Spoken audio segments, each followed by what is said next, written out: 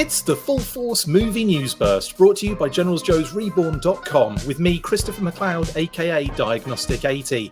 Joining me to discuss the upcoming G.I. Joe Transformers crossover is the awesome Sixo.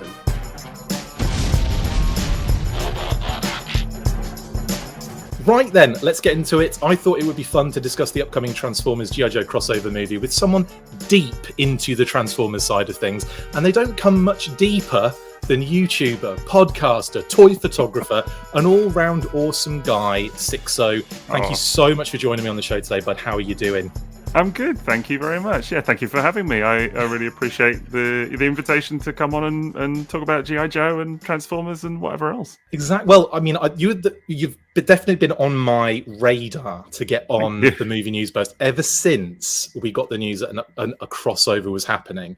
Right. So I've genuinely been a massive fan of yours since you started the YouTube channel, definitely. But before that, when you were doing stuff before that, because you had a blog, and I mean, tell everyone what your background is, if you could.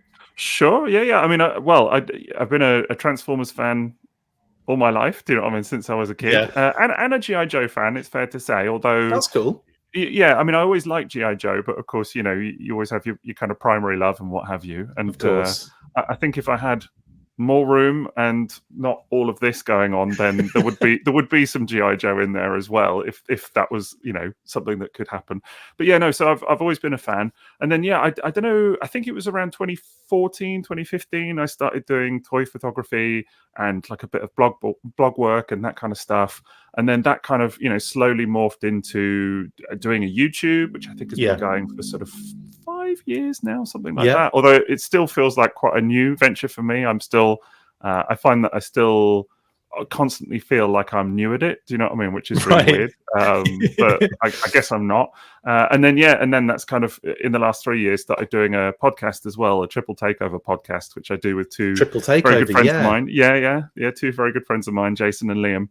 And you know, together we are Triple Takeover, and so that's been great fun as well. So, and then are all three of you triple changes?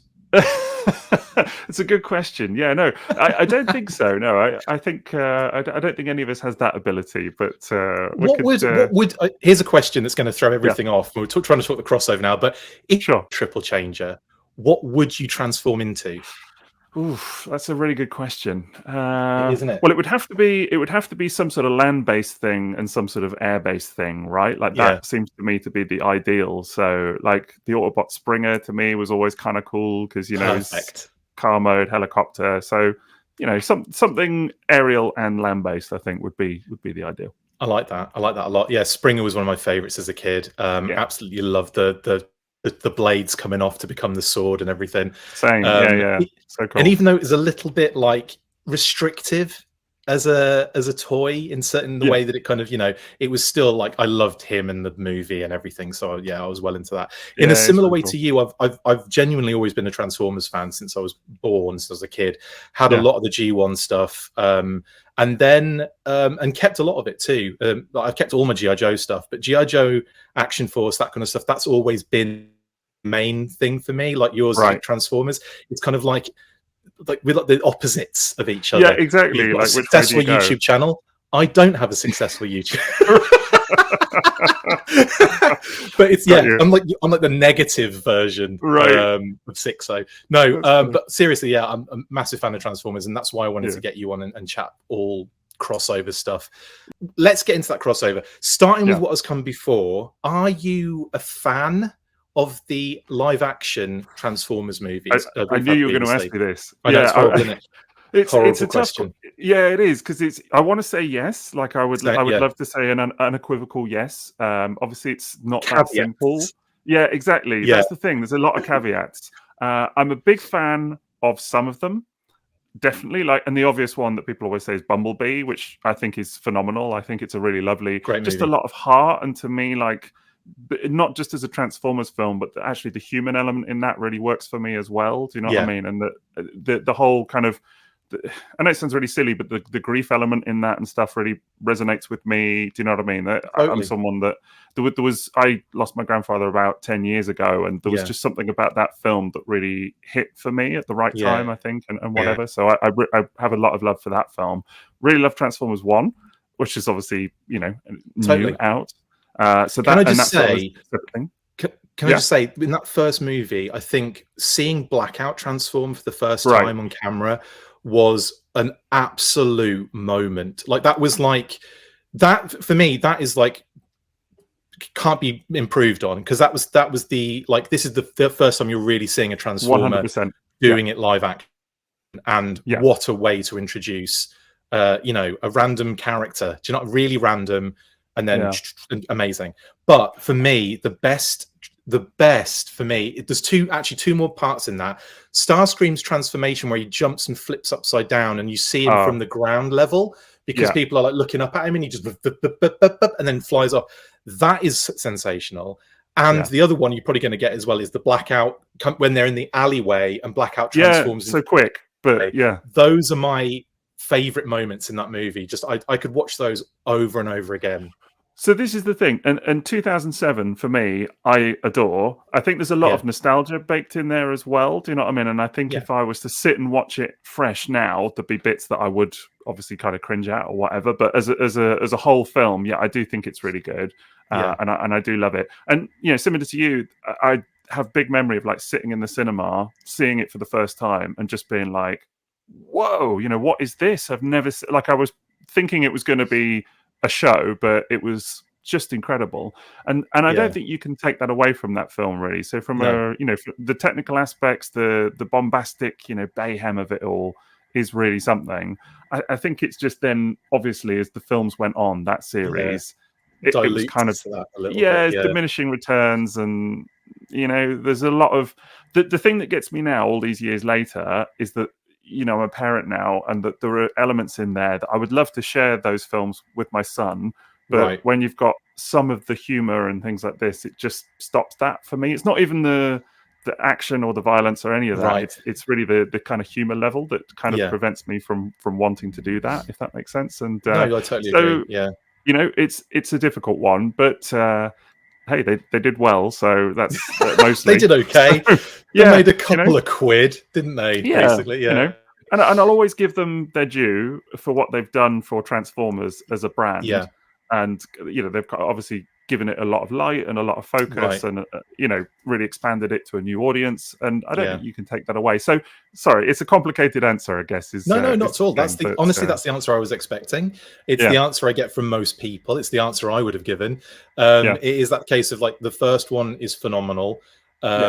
And again, there are a lot of things you can probably like. There's some aspects of it that probably don't stand up necessarily, but like you go through the rest of the series, and it just deteriorates more and more as you go all the way to Age of Extinction, The Last Night. They really struggled for me. Like I probably spent, I tried watching both of those multiple times to try and watch the whole film, and it took me so many, like I would zone out and just be like, this is ridiculous. Yeah, I mean, I didn't see Age of Extinction in the cinema. That was the first time I was like, I think I'm okay. Do you know what I mean? Like, exactly. Like after Dark of the Moon, I was kind of like, I remember being 2/3 of the way through Dark of the Moon in the cinema with my wife, and it was this weird feeling of like, what have I done with my life so far? Yeah, it was kind of like, I'm really not enjoying this, actually. Do you know what I mean? This is kind of, it's like washing over me a little bit. And so I didn't go and see Age of Extinction. And then a bunch of friends went to see Last Night and sort of convinced me to go along. And my memory of that is about halfway through or whatever, just my mate Maz, actually, who's been on the podcast with us. I know Maz. Yeah, he's a great guy. Just turning to me halfway through the Last Night in the cinema and just going, "So how you been?" And it was we were. Do you know what I mean? It was like, it's really captivating you then, isn't it? But so it definitely became a bit kind of diminishing returns, and then Bumblebee definitely brought that one up for me. Yeah, Oh yeah, I remember, just being really like won over by Haley Steinfeld. I thought she was amazing in it. I love that. I mean, I know everyone says it, but that beginning scene on Cybertron is just the most phenomenal thing ever. Like if we could get that for like an extended period of time. But then again, like TF1, I know it's not live action, but my goodness, what a great movie that is. Kind of is that. Yeah, exactly. I think TF1 to me is incredible. I mean, we've been on a bit of a journey because we've got to meet like the director and we were just saying beforehand, Lorenzo, the producer and everything, sort of through that process. And so I think there is a part of that because I've sort of been on a bit of a journey with TF1 behind the scenes that I have love for it in that regard. But right. I also think it's just a phenomenal film, like a really, really excellent, well-made film. And we've been chatting with like the production designer and people, on our pod, and it's become clear that the more people you speak to that are involved with it, like I was DMing with one of the ILM guys as well, and they all have poured so much love into the film. They're all massive Transformers fans. They all have poured what they can into it, and I think it comes across in the final product. Totally. Totally. Everything about it screams that there's fans getting involved there, and just like people, and just silly little things like Skywarp with one line in the background, just going like, "What?" Yeah, I know. it's just really cute. Funny. We'll get into that in a second. What I wanted to ask you before that, though, is in kind of relation to the Transformers live action, it's been a very different thing, really, for G.I. Joe in live action. We've had, and it's funny because we've got two wonderful old school animated movies, by the way. Yeah, the Transformers movie, excellent. The G.I. Joe or movie, as I prefer to call it, is also phenomenal. I feel like they're just peak wonderful movies for kids and the animated style. And then we get the live action for Joe, and we have like Rise of Cobra, which it's a rough one now. Like, that's really hard to watch. Retaliation, which is a slight improvement, but at the same time, just it still has that kind of, I feel like, a bit of a corniness to it. And then of course we have Snake Eyes, which I haven't seen. I must admit. I'll tell you now, I was in a similar position with you with TF1, where I was like interviewing Henry Golding and all the actors and everything, and everyone that was involved in it, and doing like that kind of press lead up and all that stuff, get to see the movie early. And unfortunately, it doesn't hit as well as TF1 did for you. Man. So like, you're kind of like in that mode now where you're like, they need to get this right. And I think obviously with Rise of the Beast and that little, was that something when you're sitting in the movie, when you're watching Rise of the Beast and you don't know that's coming, how did that hit you? The little crossover bit at the end. It's a good question, because it had a really weird reaction online. A lot of people were like, "Oh no," do you know what I mean? Like, I think maybe that was, I don't know if that was just Transformers fans that were like, they didn't want to see G.I. Joe coming into that. I think it is. Yeah, I think it seems to be more Transformers don't want Joe mixed in rather than Joe fans. It seems to be more like apathetic on the Joe side and more aggressively against on the Transformers side, if that makes sense. There's absolutely some of that, which might be some of the, I don't know, I don't want to speak on anyone's behalf. It might be some of the younger Transformers fans that are not, that didn't grow up with G.I. Joe. I think I have seen that in some circles. I mean, because there's a lot of, particularly with the younger crowd, kind of like, the American military thing and all of that kind of stuff doesn't hit, necessarily. And so I think there is a bit of that. It's not the same, is it? Yeah, exactly. For me personally, I mean, I liked it actually, and I think I was glad that it wasn't a Sector 7 tease, which was kind of, I think, what was originally, or was one of the possibilities. I believe they did film a scene with a Sector 7 business card. There's two different cards, aren't there? Yeah. Exactly. So I'm kind of happy that it wasn't that, because I feel like that would have been kind of snake eating its tail in a way, like with the original Michael Bay films, and I kind of don't think you need that. I think exactly. Yeah, I don't think that would have solidified it as going into like a weird prequel territory, which I don't think you need. I think this can be its own thing, go in its own direction, and I think that's probably better. So I was really happy for it, to be honest, and I chuckled in the cinema when I saw it. I was like, I remember sitting there again with my wife, just like, no way. And I think my wife was kind of like, what's the significance of that then? Do you know what I mean? Like, yeah, you know. I thought it was good. Did you get any heads up of that happening before the end of the film, or was that like was it an actual surprise? It was definitely a surprise for me. I think for the most part it stayed under wraps. So I remember seeing one little thing leak out of before the movie came out. I think it was probably during like press viewings and stuff like that. Someone was saying, "Oh, you've got to stay for the end. There's a thing. There's something's going to happen." And I think a lot of people had already guessed that it might be something like that. So when obviously the video started coming out and people saw it, I've got to admit, when I first saw it, I thought it was really cool. I was like, oh great, they've got like, is it Michael Kelly, I think his name is, the guy, the actor. I was like, oh good my actor. God, and I thought like, oh, I wonder who he could be in this whole thing, just like an agent, you know. I think it was Agent Burke, I think, or something like that. Agent, because he was in one or two of the trailers as well, I think, which was weird. They put a brief bit of him in. And what I really liked about it was it wasn't a post-credits thing. It was in the film. So you know, I was like, oh, what did you think? Like, okay, here's an honest response for you. What did you think of Rise of the Beasts as a movie? It's funny actually, because I posted something about Rise of the Beasts earlier, and it always draws, whenever you post about it online, it draws such a weird reaction, because there are people that love it and people that are like, well, there are people that are like, it's mid and whatever, you know, which is a word I've come to hate on the internet. But you know, when people say something is mid, it's kind of like, okay, but what does that mean? So cringe. It's so cringe to hear someone say mid. It's just kind of a bit of a dismissive way to look at something. Do you know what I mean? That people have put a lot of time into and whatever. But I think it doesn't feel bad to me. No, it doesn't feel bad enough to me as an insult to something. It feels like, so it's average then. No, it's mid. Oh, okay. That's that's the kind of the insult in itself, isn't it? Is that it's not even like worth, you know, a proper insult, you know? I think that's kind of the logic behind it. But to be honest, I actually really liked Rise of the Beasts, and I'm willing to stand by that. I think it's die on that hill.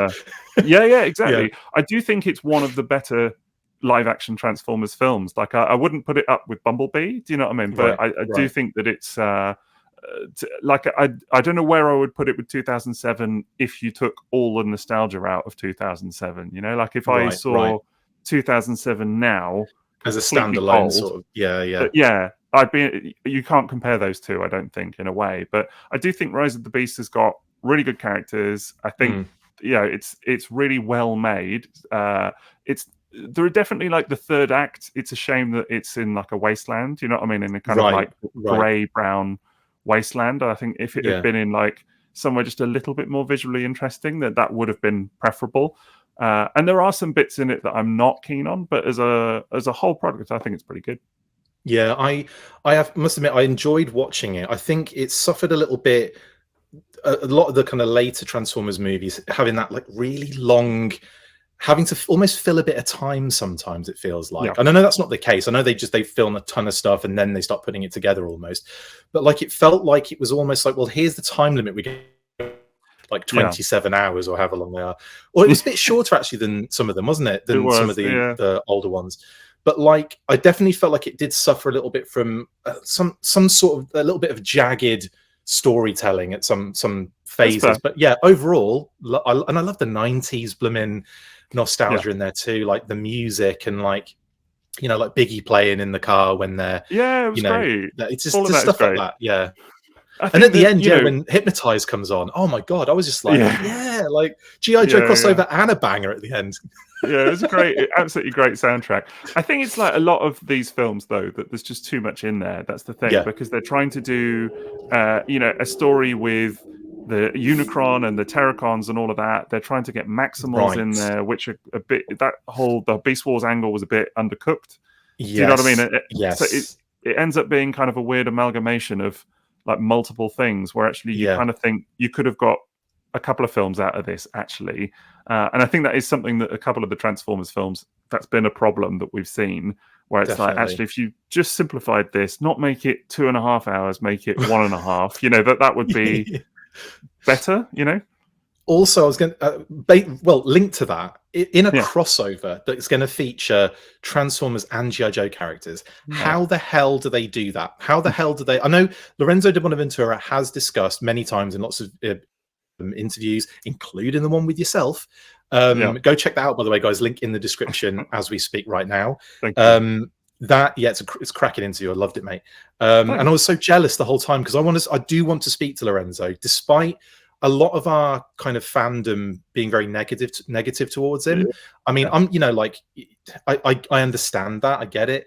But like, I'd still like to talk to him and kind of like get his viewpoints on a few things with the G.I. Joe stuff. Do you know what I mean? Like, I'd still think that would be worth doing.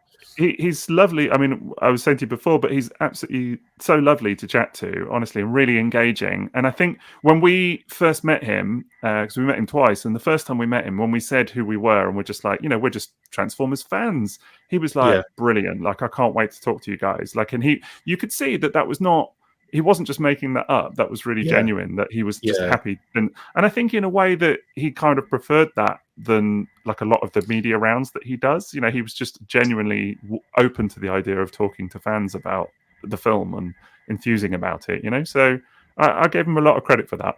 I think that's one of the reasons, because they like talking to fans about stuff, because it's always more enjoyable for them. I think you get more time with them. Yes. And that's why the other guys, just like, I get 5 minutes here and there and stuff. I kind of understand that. Same thing happened to me with you, Henry Golding. And after we got our little 5-minute little thing with Henry, with Samara, with a bunch of other people as well, with the whole cast, really, it was great. I really enjoyed it. But afterwards they said, do you want another interview with these guys? And I'm like, yes. So they gave us like a half hour, and I got a whole interview with Henry Golding for it. So I was like, this is amazing, because they like talking to people that are like that, rather than just okay, I'm with whatever corporation today doing that really showed with Lorenzo. It absolutely came across like that. So all credit to him for doing that, I think. That's awesome, man. Right. Cool. So in terms of like the problem that they're going to suffer with this kind of like lots of characters, how do you think they approach that in this crossover? Because you've got G.I. Joe, which is, not kidding, probably in the 600 kind of level. I know obviously you're not going to see Downtown and Ice Cream Soldier and Blimmin', you're not going to see them. You wait, they'll be cast next week. They will now. That's it. You've done it now. But like, how do you boil these franchises down to such minimum core? I think it's I've been thinking about this, and I think that's the big worry that everybody has. And I know from some of the Transformers fans that you were saying about that anti the idea of G.I. Joe coming in. I think that is the big worry, is like that there's a feeling that Transformers films have been sort of a bit not all over the place. Humans. That is a worry. Like, the people have often felt that the human element is too prevalent. I mean, Lorenzo told us in the interview that we did with him exactly why that is, because certainly in the earlier films it was purely a question of budget, because you can't have the robots on screen talking and interacting the whole time, because every second that they're on screen is money, just literally going up in smoke almost. So they had to kind of include a lot of humans and a human plot in there just to kind of bring that down. But I think that's changed a little bit now, to some regard, and obviously they had a lot more of like robots interacting with humans and things in Rise of the Beast, and I felt like they got that balance much better. But then I think the worry coming off that was that people sort of felt, oh, we're going backwards if we then throw in a full human cast. It's one thing to have one or two humans, but like, if you've got to get a whole team of Joes in there, and maybe Cobra as well, like, we don't know. Do you know what I mean? Like, maybe Cobra will be in it, we're not sure. How are you going to do all of that justice? I think the only way they can do it realistically is to keep the casts small. Like, you've got to have 2 or 3 Transformers. Maybe you only have Autobots. Maybe you only have Joes, and maybe you, whether it's Cobra or Decepticons or whatever it is, you just have one set of antagonists somehow. Do you know what I mean? And you just keep the casts super small would be my thought. Or you have a lot of kind of background dressing, and a lot of characters that just don't do a lot, basically. It's like exactly. They're just hanging out.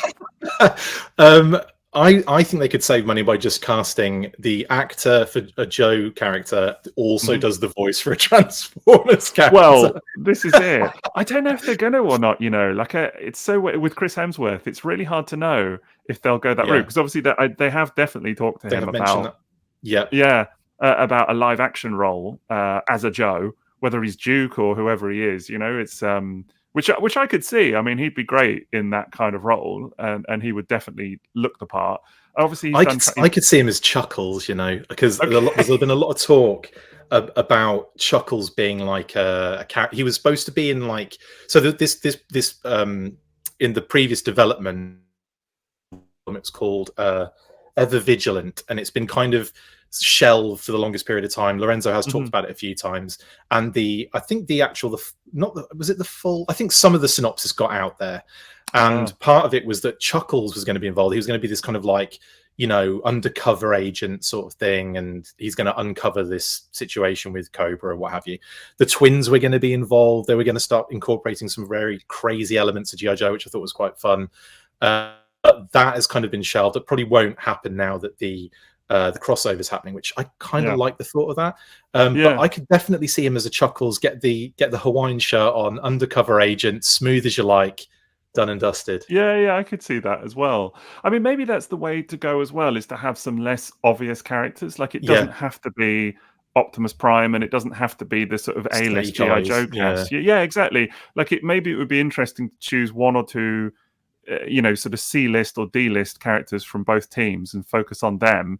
And you could almost have your big name characters almost on the periphery, that it's like the action is happening here, but then we're focused on this lot. I don't know, maybe that's a route, and kind of tell a story within a larger story somehow. Yeah. I mean, how would you like them to approach the film itself? Like, what would you like to see involved, actually? Should we talk characters? Because that's something that's quite interesting here, isn't it?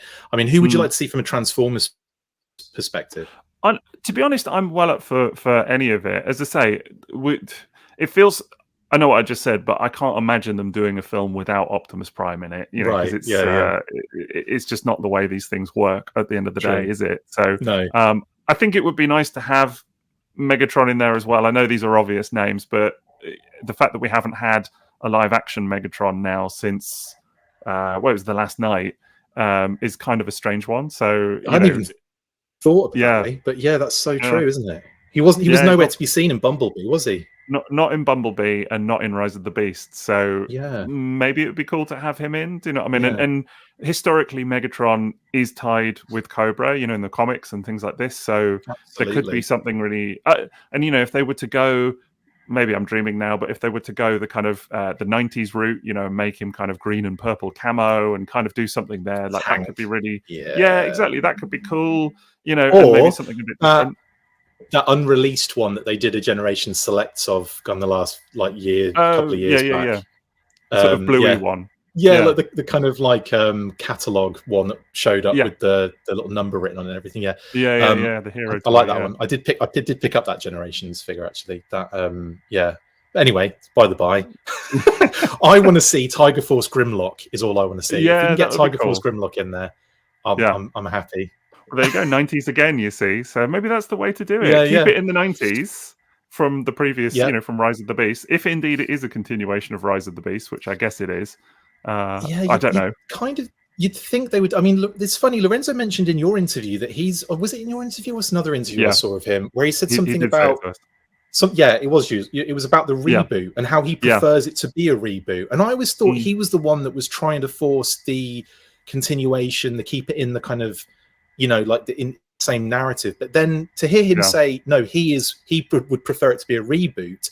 I was kind of like, actually, I didn't think he was the one that was pushing that agenda. I was so surprised, honestly. Like, there were three things he said about continuity in regards to, Transformers and this film in general that really surprised me. The first time we met him, he was very clear that Transformers 1 is, as he sees it, a totally new continuity, unencumbered by whatever's come previously, which was refreshing. And it was at a time where we couldn't release that interview straight away. It was back in June of this year, and we had to wait until October. Yeah, it was mad. We had to. It was, you know, an embargo thing and all of that. We had to wait to release it, and it was so funny because for months, all I read on the internet was people going, "Oh, Lorenzo keeps saying it's a prequel. I can't believe it," and I was sitting there going, absolutely not what he said to us at all. You know what I mean, like he was very clear that it was, you know, a new thing.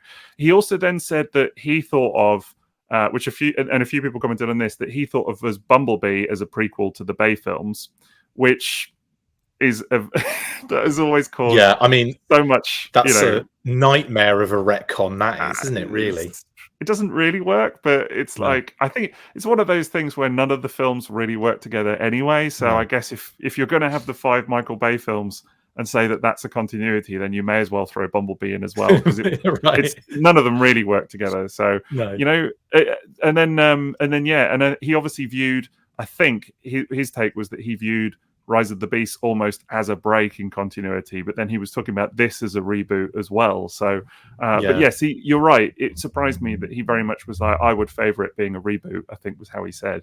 Interesting. How he described it.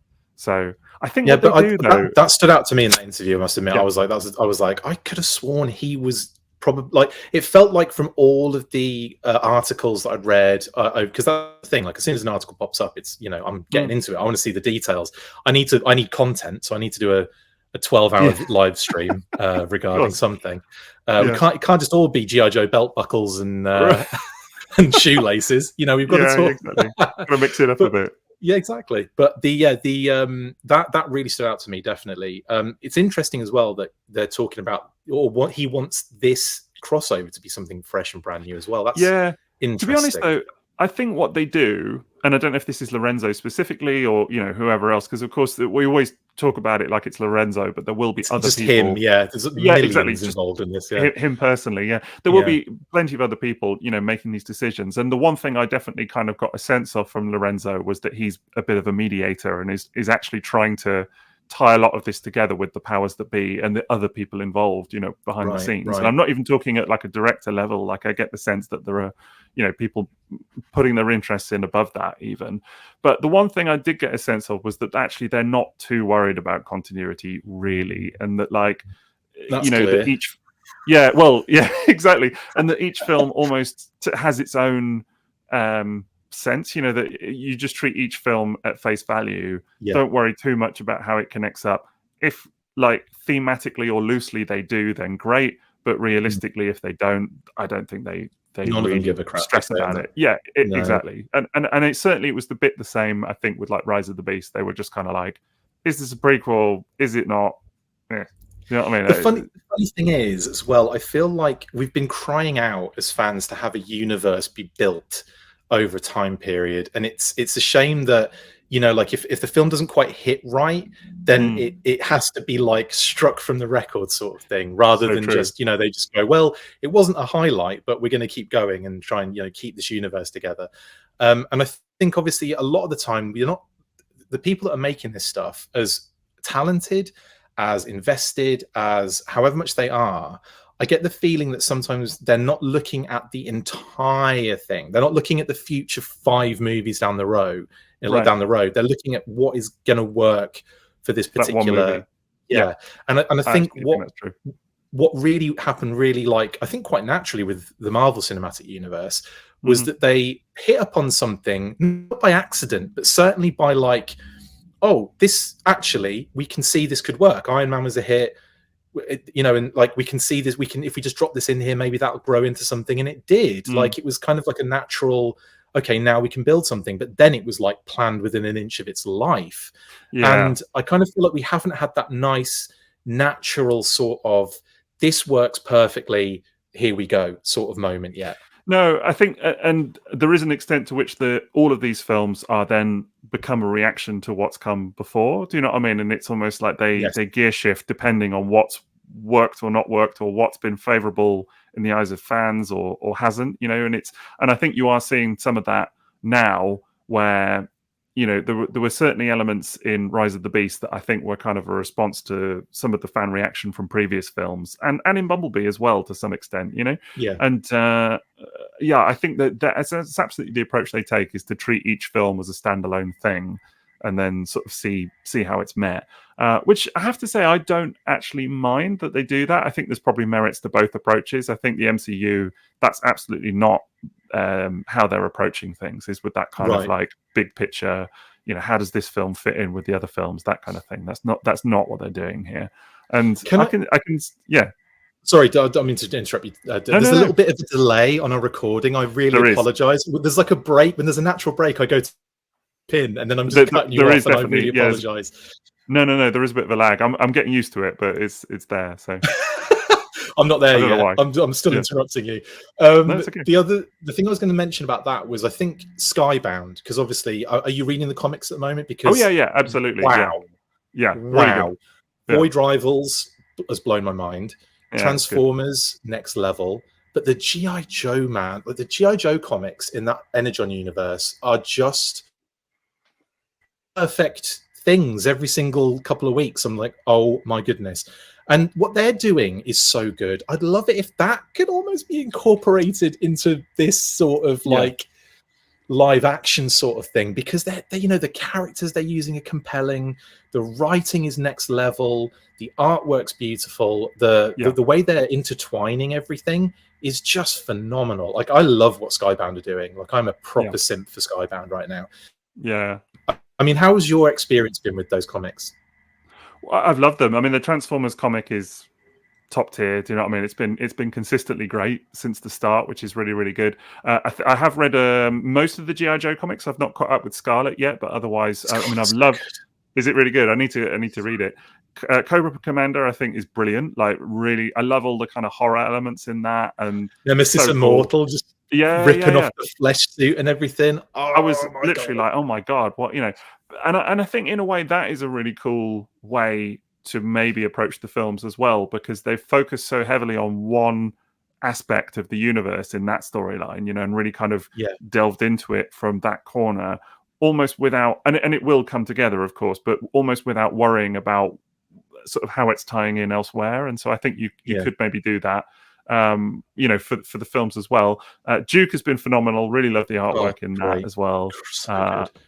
So for me, yes, they've been great. And I think what they're doing well is that they're really fleshing out those characters and not being afraid of the kind of silly aspects of G.I. Joe as well. Like, I mean, the fact that they've got Cobra La and stuff in there and all of that is just really cool.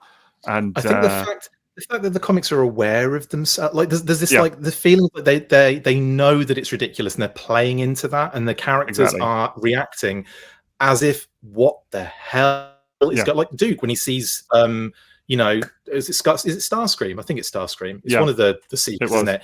When he sees him, like, you know, just crush his body, you're just like, that's what would happen. You go into like that kind of crazy, you know, what the hell is going on? I know what I saw. Am I going mad? You know, what's happening here? You know, like PTSD and all that kind of stuff. It's just made so much sense that was, you know, that was well written. And I think that's what the movies need. The movies need really good writing. And I know we've got Connolly attached to the crossover. Have you heard any more about that? Have you been following that at all? No, I must admit I haven't. I mean, I guess he's written some good films, and you know, I think he did Jurassic World, didn't he? And other bits and bobs. So I guess we'll have to see how that pans out. I haven't heard any update on that. I mean, updates have sort of been a little bit few and far between of late. I think yours was the last update. I think the interview with this is it.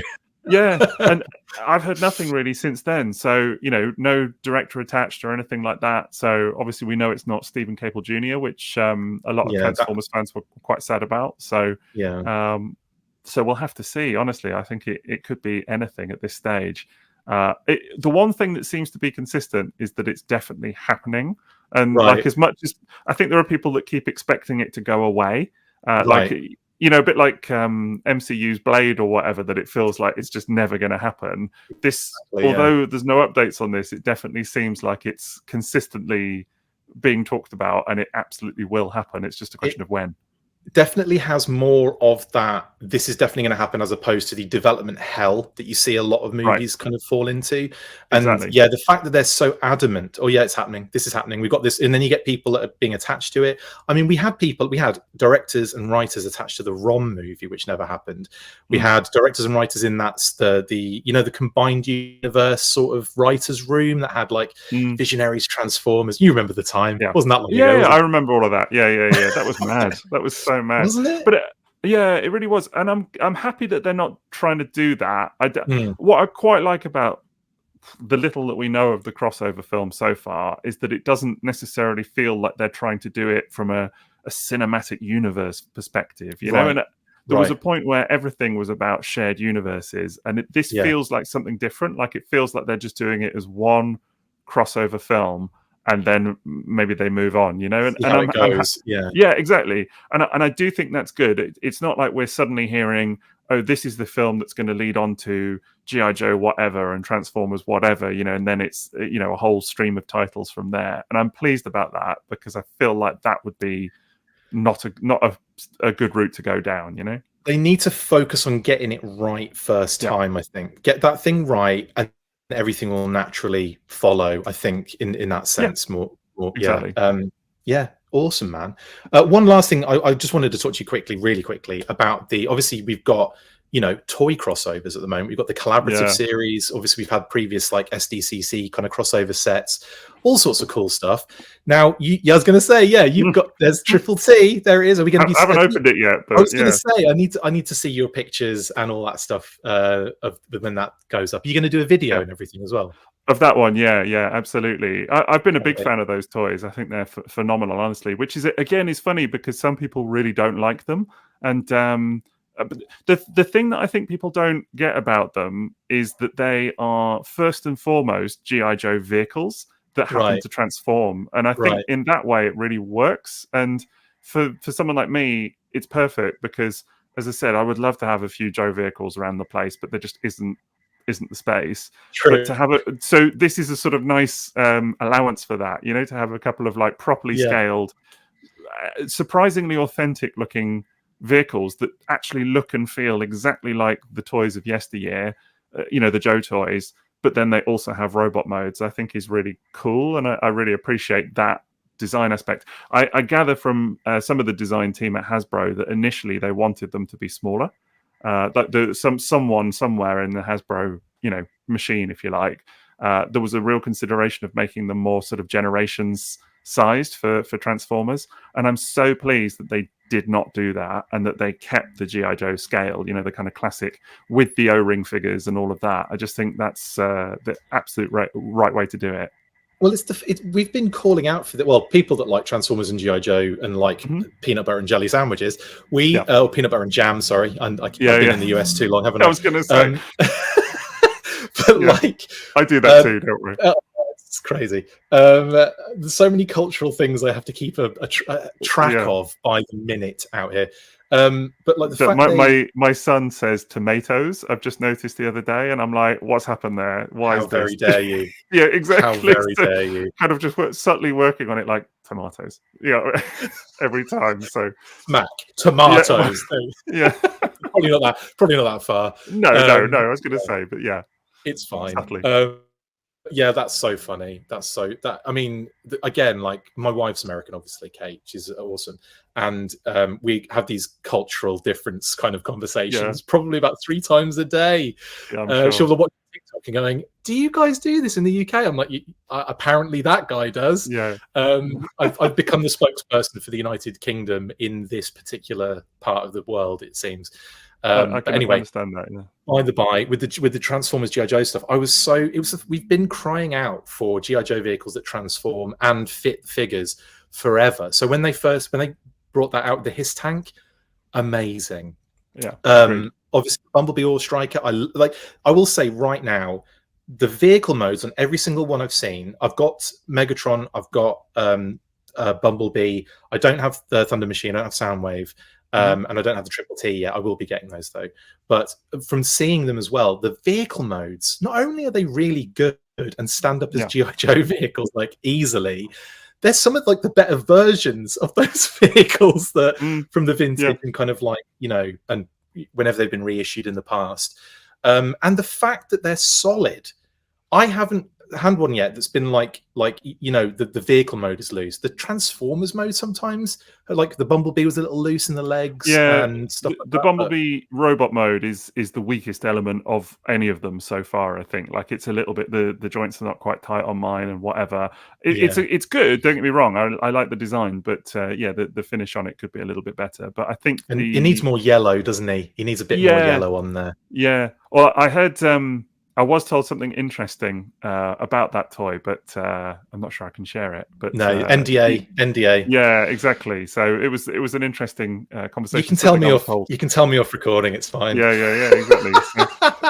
but I think the Thunder Machine actually that's definitely a recommend from me, because I think as well as a whole set. Yeah, and a lot of people have been down on the price of these and whatever else, but I think when you look at the Thunder Machine and everything that you get in the box, the fact that you get you know, 2 of the Dreadnoks, the fact that you get the little Ravage repaint, the fact that you get, you know, kind of numerous accessories, and the Thunder Machine toy itself is big. I mean, these are big toys. I think it's a really good. Yeah, it's a really good set, honestly, and love the box and everything. The way they sort of slide apart, and to me, it feels like a real meeting of the two brands. That is, it's not like they've compromised on one or the other. You know, they've found a way to integrate the two brands right down the middle, and I just really appreciate that.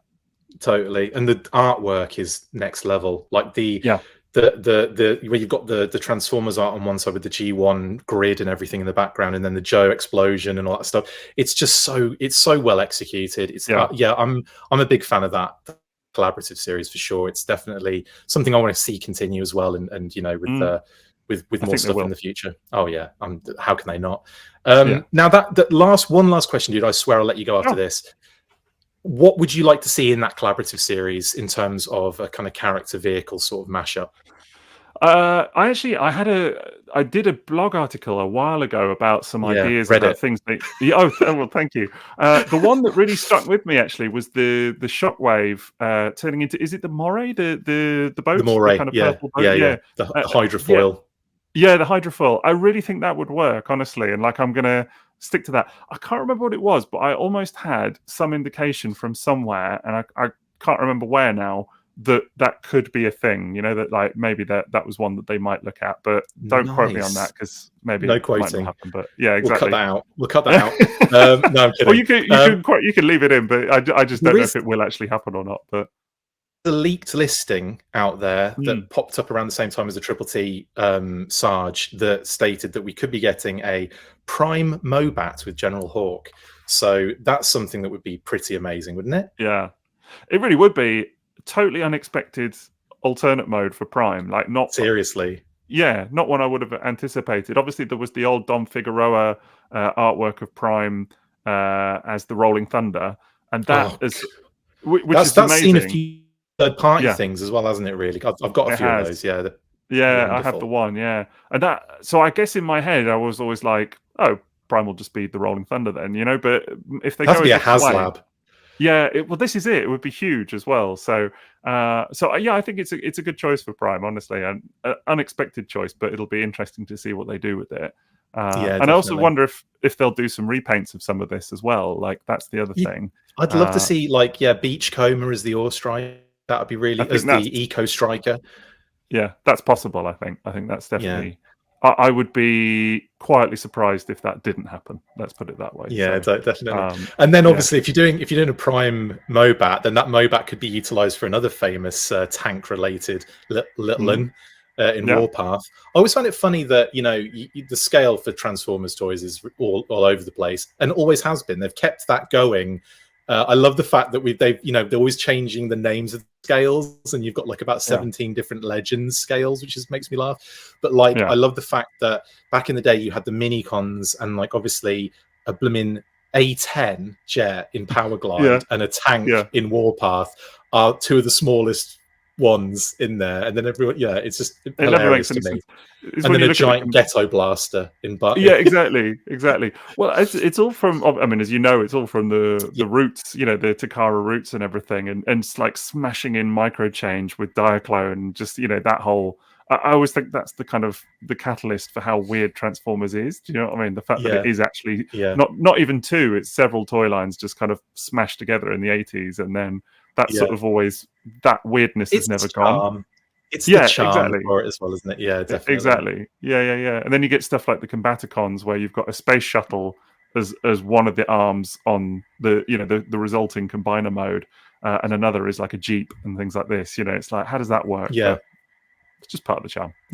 It works because they make it work. Anyway, dude, Sixo, mate, thank you so much for jumping on. I really appreciate it. Thank you. I'm going to ask you now, but put you on the spot, but would you be up for doing this like every now and again when more news comes out? Would you be up for chatting? Yeah, absolutely. Yeah, I'd love to come back on. Yeah, that'd be great. We've got him, guys. We've got him. He's in. I like chatting, awesome, so that's good. I'm same. That's probably why we've got YouTube channels and so on and so forth. This is it. But dude, thank you so much, mate. I genuinely, I've been fanboying a little bit because I really have enjoyed what you've done for the past however many years. I appreciate that. And I'm glad to actually be able to chat with you as well. It's been great. So yeah, cool. All right, well, okay, that's brilliant. We'll have you on next week. Thank you so much. But yeah, no, definitely, I'd love to come on again. Absolutely. And let everyone know where they can find you. I'll put links in the description as well. But where are you based? Well, so the main two things that you could check out would be YouTube, which is at SixoTF. Go and find me there, and the Triple Takeover podcast as well. If you like a podcast about Transformers and other toy lines as well, sometimes we don't actually talk much G.I. Joe, although we have kept saying we should talk about G.I. Joe at some point. So there you go. I'm in the game. Yeah, exactly. I was going to say maybe we have you on for that at some point. That would be fun. So yeah, we'll doubtless get to G.I. Joe at some point down the line. But yeah, go and check out Triple Takeover. Awesome. Go check out the links in the description, guys. That's it for this installment of the Full Force Movie News Burst. Thank you to my awesome guest, Sixo. See you next time. And as always, after 3, 1, 2, 3. Full Force! Perfect.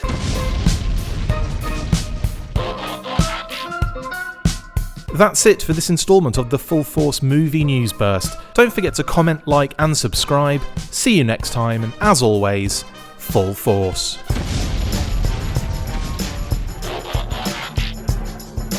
Make sure you get involved with the discussion by liking, sharing and commenting on these videos, and as always you can keep up with the show after listening by following on X, formerly Twitter, at The Full Force, liking the Facebook page, facebook.com/The Full Force.